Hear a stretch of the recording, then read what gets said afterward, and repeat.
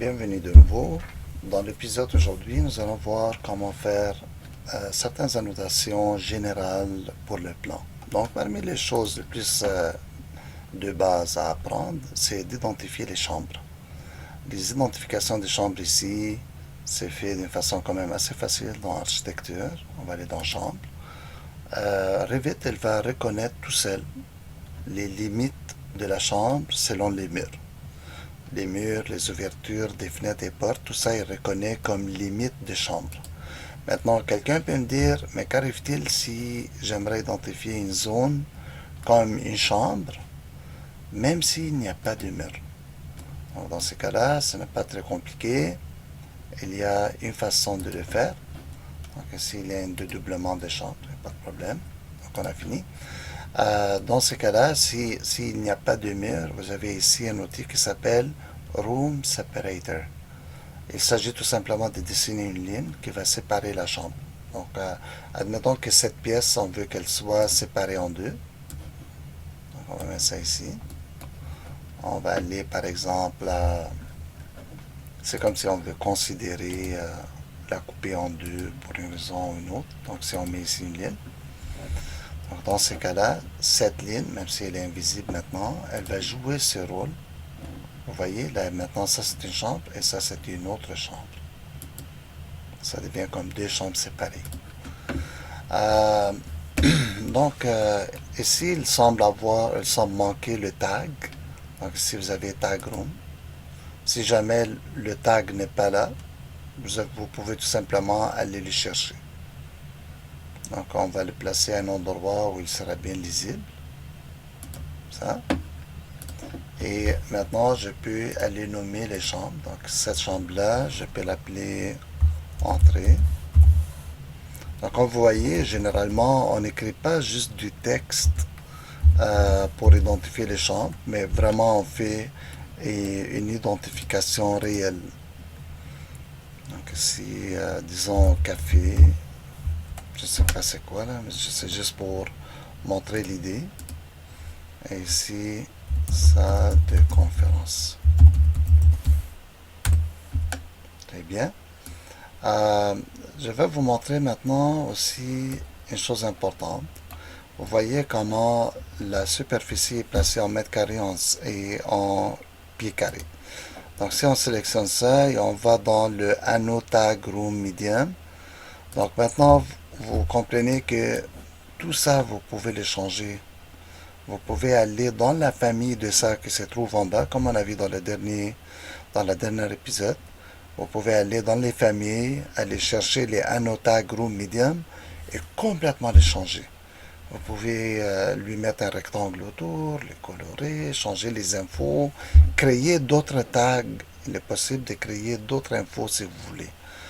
Donc ici, j'ai aussi le room number que j'aurais pu ajouter. C'est bon pour les hôtels, par exemple, ou les bâtiments condos. Et si vous avez leader arrowhead, on n'en a pas besoin.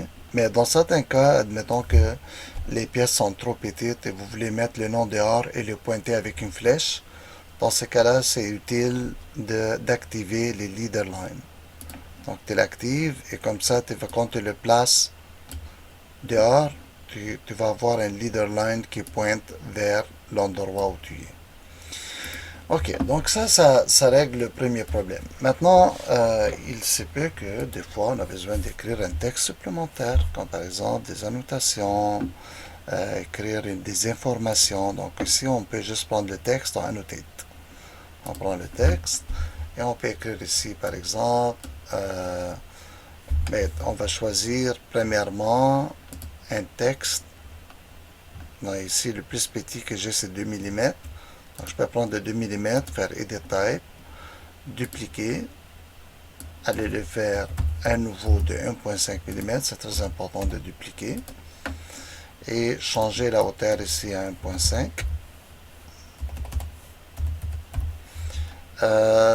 Bon, Top Size 4, Arial. Ici, je peux par exemple le mettre en italique parce que c'est des informations. En arrière, le background, je vais le mettre transparent parce que je ne veux pas qu'il cache ce qu'il y a en arrière. Je peux faire un show border si je veux. Donc, dans ces cas-là, je peux mettre maintenant mon texte ici, puis écrire par exemple réception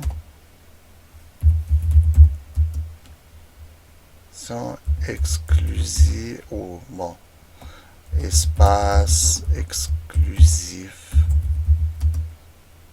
pour les secrétaires, whatever. OK?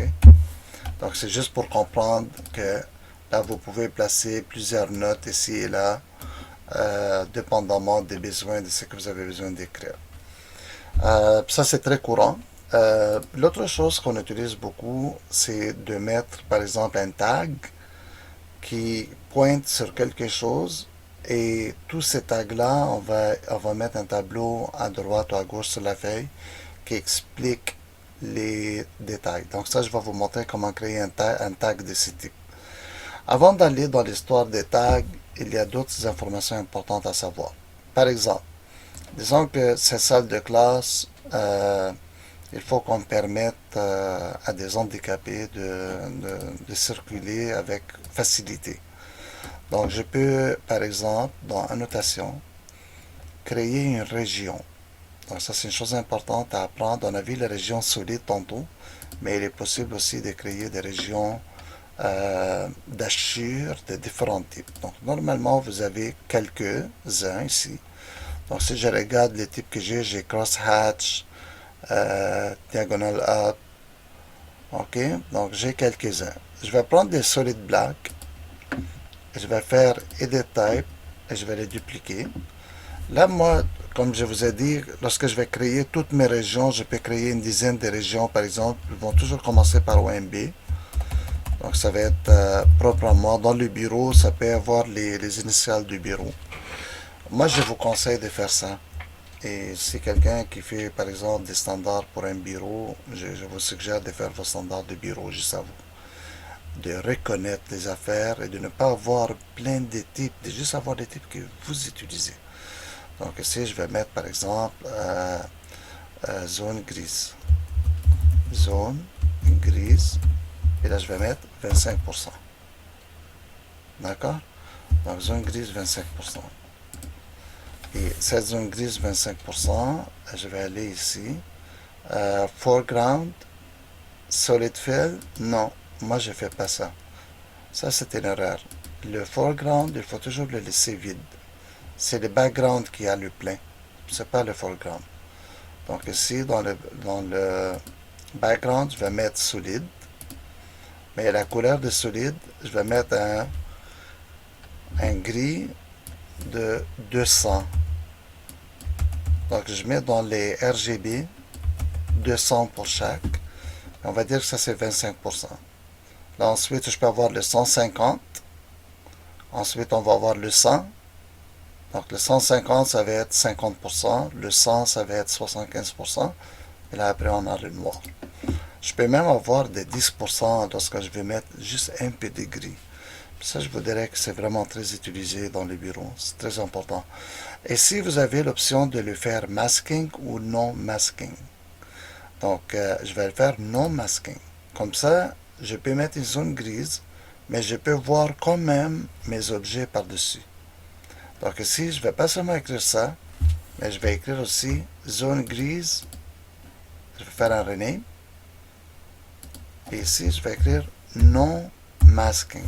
Donc moi, il faut que je me rappelle de NM et du M. M masking, NM non masking. Donc, je vais dire OK, c'est fait. Maintenant, qu'est-ce qu'on fait avec ça? Mais je peux faire, par exemple, ici, un cercle de 500, donc ça me donne un diamètre de 1 mètre, pour dire que c'est une zone où je dois être capable de circuler. Et là, je vais lui dire que la ligne, il est invisible. D'accord? Donc, on fait ça. Donc, ça va me faire une zone grise. Attention, je vais retourner, edit boundary. La ligne, j'ai choisi invisible après, mais il aurait fallu que je la choisisse puis que je lui dis invisible. D'accord? Donc, vous voyez, moi, je trouve que même 25%, je trouve que c'est trop gris. C'est pour ça qu'on a fait des tests dans le bureau, puis j'ai trouvé que Honnêtement, on peut faire comme beaucoup plus vers le blanc.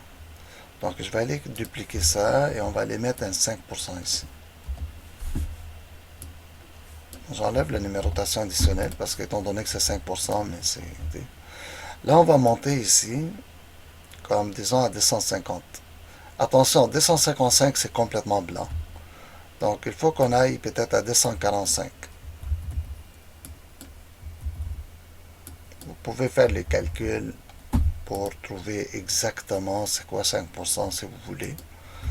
Mais regardez, moi je trouve que ça c'est vraiment bien pour une zone d'hachure. Ça, on l'utilise normalement dans les toilettes.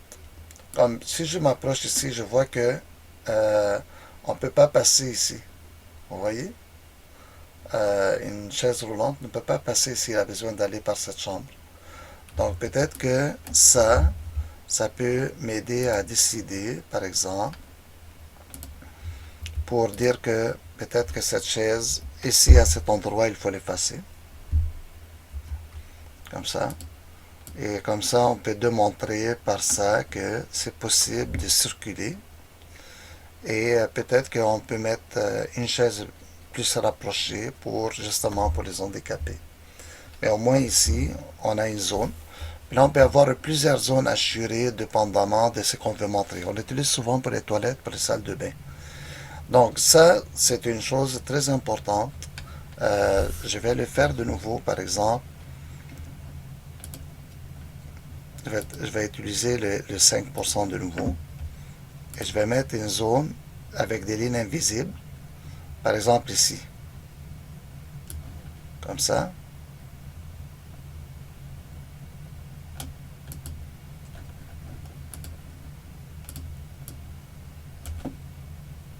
OK. Disons quelque chose comme ça.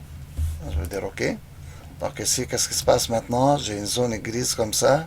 Et là, j'ai espace exclusif pour les secrétaires. Quelque chose comme ça. Il peut y avoir toutes sortes des fois des marquages sur un plan pour bien identifier. Mais comme je vous dis, je le vois le plus, par exemple, dans les salles de bain pour montrer qu'une personne handicapée peut circuler avec aisance. Donc ça, on peut peut-être élargir un peu. Normalement, à 1 mètre, ça devrait passer n'importe qui. Ça, c'est 1400, 1200. Donc, selon ce que vous voulez démontrer, selon les codes, si vous voulez, par exemple, exprimer des aspects du code avec des zones, mais ça, c'est la façon de faire. Donc, ça, c'est les régions. Maintenant, on le sait. Des fois, sur un dessin, on a besoin d'indiquer des informations supplémentaires. Donc, des lignes supplémentaires. Donc, on peut prendre les lignes ici dans Annotation. Et on peut dessiner n'importe quoi avec différents types de lignes. Alors, je vais vous montrer tantôt comment créer des lignes. Donc, les lignes, on peut les utiliser pour beaucoup de choses, pour compléter un dessin, dépendamment d'une situation quelconque. Donc, admettons qu'il y a un marquage sur le sol, que vous n'avez pas eu le temps de le faire en 3D, puis vous aimeriez l'indiquer. Donc, c'est possible, parce que des fois, ça commence à... Un dessin peut commencer à devenir très long. Admettons que, je ne sais pas moi, si vous avez un marquage au sol qui a l'air de ça,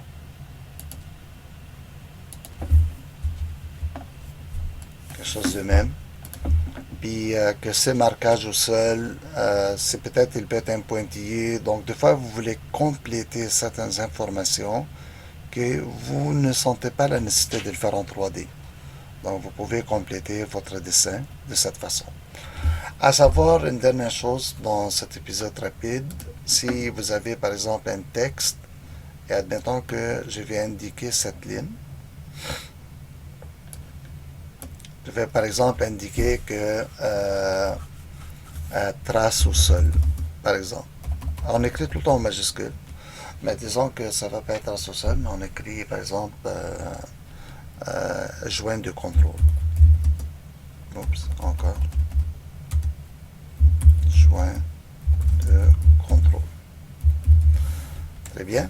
Maintenant, j'aimerais pointer la ligne avec le texte que je viens d'écrire. Donc, tout texte dans Revit, il est possible d'utiliser les différentes techniques pour joindre. Par exemple, je choisis mon texte et je lui dis rajoute une flèche à gauche ou à droite, droite ou courbée. Moi, personnellement, j'utilise uniquement le droit, comme ça. Et je peux lui dire que la ligne va partir du milieu du texte. Vous voyez ça? Donc la ligne part du milieu. Je peux lui dire qu'elle part du bas, du haut, du milieu. Je peux mettre mon texte, je peux lui mettre plusieurs flèches. Je peux rajouter des flèches à gauche et à droite autant que je veux. Donc je peux rajouter une deuxième du côté droit.